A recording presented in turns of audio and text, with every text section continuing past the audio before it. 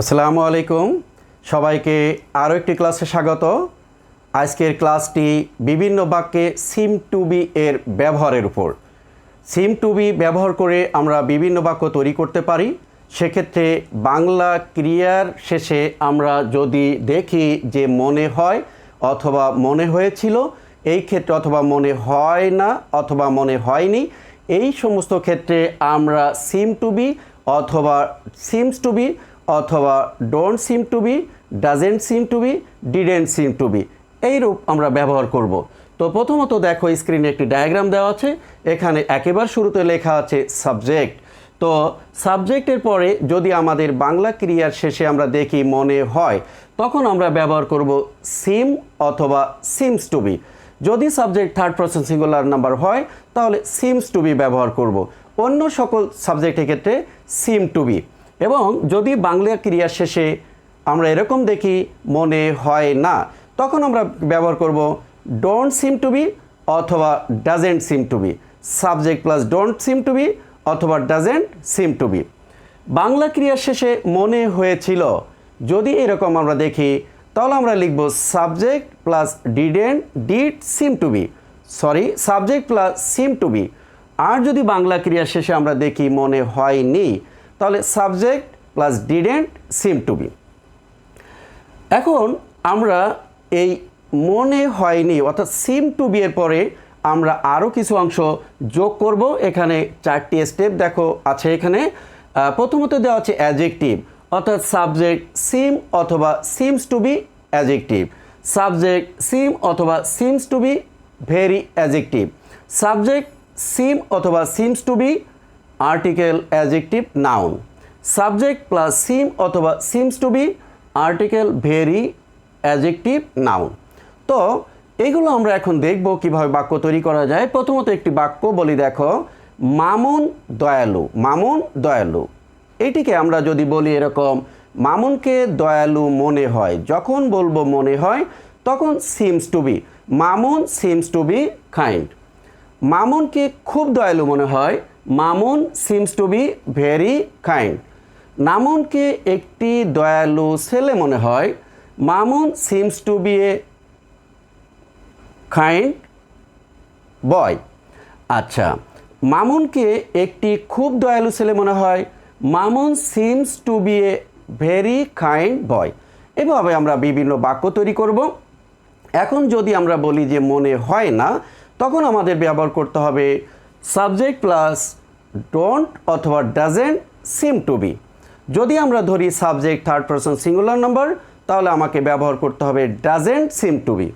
যদি এরকম ধরি যে মামুনকে দয়ালু মনে হয় না, তাহলে Mamun doesn't seem to be kind. মামুনকে খুব দয়ালু মনে হয় না, Mamun doesn't seem to be very kind. মামুনকে একটি দয়ালু ছেলে মনে হয় না, Mamun doesn't seem to be a kind boy. মামুনকে একটি খুব দয়ালু ছেলে মনে হয় না, Mamun doesn't seem to be a very kind boy. তো এইভাবে আমরা বিভিন্ন বাক্য তৈরি করব। এবং সেক্ষেত্রে যদি বাংলা ক্রিয়ার শেষে মনে হয়েছিল আসে, তাহলে কিন্তু আমরা আগেই বলেছি আমি যে subject plus seem to be, subject plus seem to be plus adjective হতে পারে, ভেরি প্লাস অ্যাডজেক্টিভ হতে পারে, article plus adjective plus noun হতে পারে, article plus very plus adjective plus noun হতে পারে, বা অন্য আরও কিছু আমরা বসিয়ে বিভিন্ন বাক্য তৈরি করতে পারি।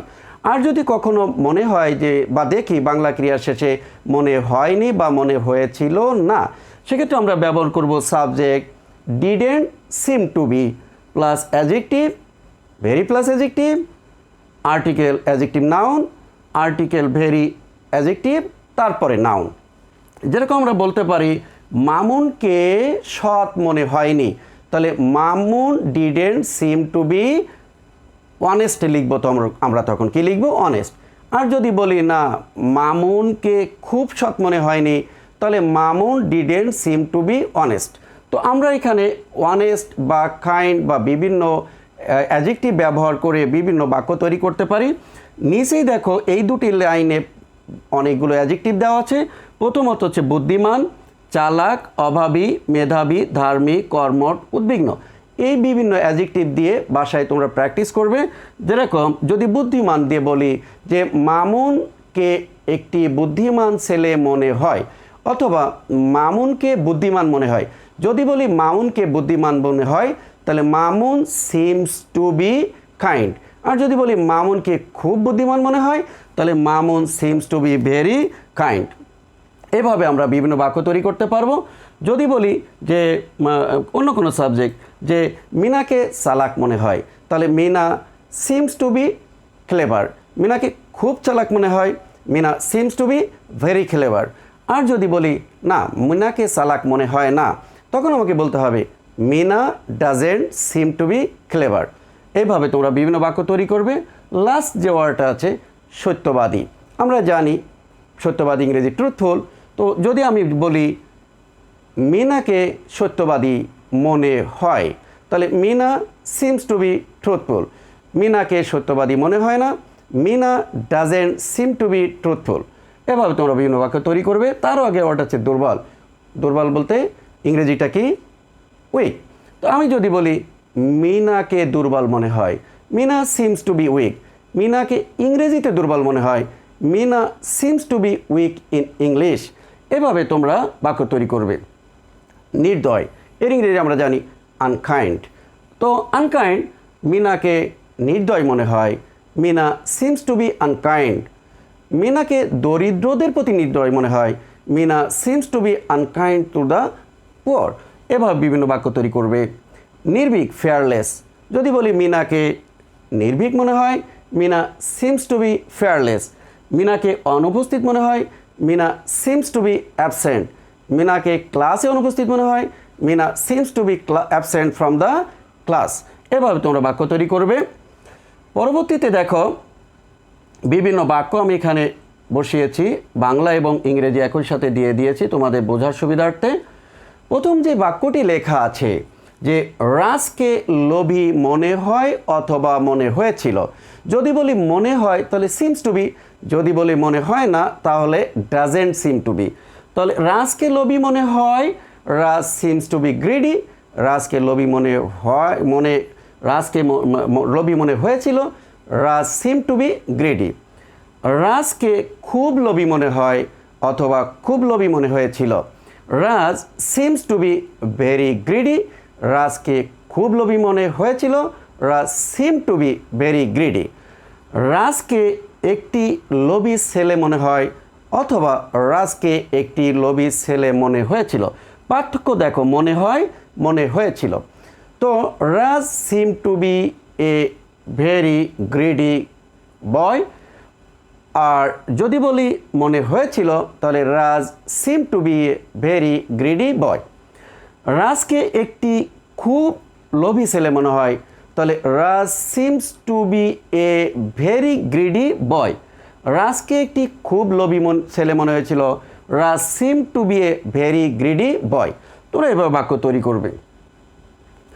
নেক্সট আরও দেখো, একটি বাক্য থেকে আমরা কতগুলো বাক্য তৈরি করতে পারি। রাজকে লোভী মনে হয় না অথবা হয়নি।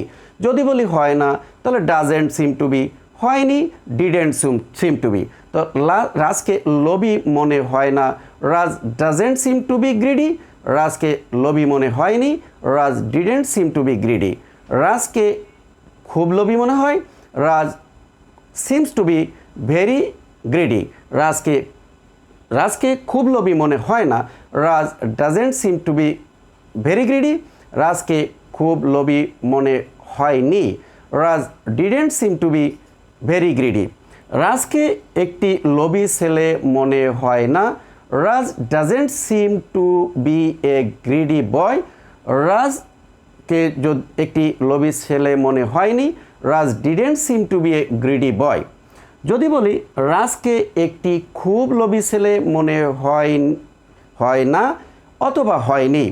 তো যদি বলি রাজকে একটি খুব লোভী ছেলে মনে হয় না, Raj doesn't seem to be a very greedy বয়।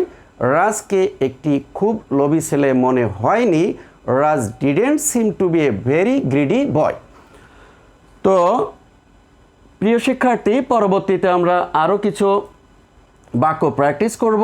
আমি একটু আগে যেটি দেখালাম সেটা হচ্ছে একটি বাক্য থেকে আমরা কিভাবে বিভিন্ন বাক্য ব্যবহার করতে পারি। আর এখানে পার্টিকুলার কিছু বাক্য দেখাবো। প্রথম যে বাক্যটি দেওয়া আছে দেখো, প্র্যাকটিস। প্র্যাকটিস শব্দের অর্থ আমরা জানি যে চর্চা, তাই তো, অর্থাৎ অনুশীলন। আমরা এই বাক্যগুলো অনুশীলন করব এখন। তো প্রথম যে বাক্যটি দেখো লেখা আছে, এই জামার রঙটি চমৎকার। আমরা কিন্তু বাজার করতে গেলে, কাপড় কিনতে গেলে এই কথাটা অনেক সময় বলে থাকি। তাহলে আমাকে বলতে হবে the colour of the shirt এই জামার রঙটি চমৎকার মনে হয়। The colour of the shirt seems to be excellent. ঘরটি খুব ছোট মনে হয়। The room seems to be very small. আচ্ছা, রাস্তাটি খুব সরু মনে হয়। অনেক সময় কোথাও যাওয়ার ক্ষেত্রে আমরা যদি দেখি রাস্তাটি ছোট, আমরা এরকম একটি বাক্য ব্যবহার করি, রাস্তাটি খুব সরু মনে হয়।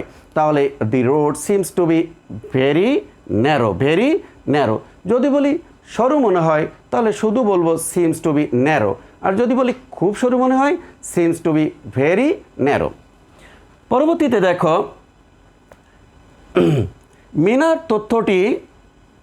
মিনার তথ্যটি সত্য মনে হয়। তাহলে Mina's information seems to be true. Mina's information seems to be true. গল্পটি অসাধারণ মনে হয়। The story seems to be extraordinary. তোমাকে দরিদ্র মনে হয়। You seem to be poor. তোমাকে মহৎ মনে হয়। You seem to be noble. মিনাকে দোষী মনে হয়। Mina seems to be guilty. Mina seems to be guilty. লোকটিকে খারাপ মনে হয় না, এটা নেগেটিভ বাক্য। The man doesn't seem to be bad. আমরা এই বাক্যগুলোকে বিভিন্নভাবে ব্যবহার করতে পারবো। ঠিক আছে, তোমরা বিভিন্নভাবে বাসায় বসে ব্যবহার করবে, চর্চা করবে। আশা করি তোমরা এই স্ট্রাকচার দিয়ে অনেক অনেক বাক্য তৈরি করতে পারবে, যেমন লিখতে পারবে, একইভাবে বলতেও পারবে। এই স্ট্রাকচারটি দিয়ে আমরা স্পিকিংয়ের ক্ষেত্রে অনেক বাক্য ব্যবহার করতে পারবো। আশা করি সবাই এভাবে চর্চা করবে। সবাইকে ধন্যবাদ। আসসালামু আলাইকুম।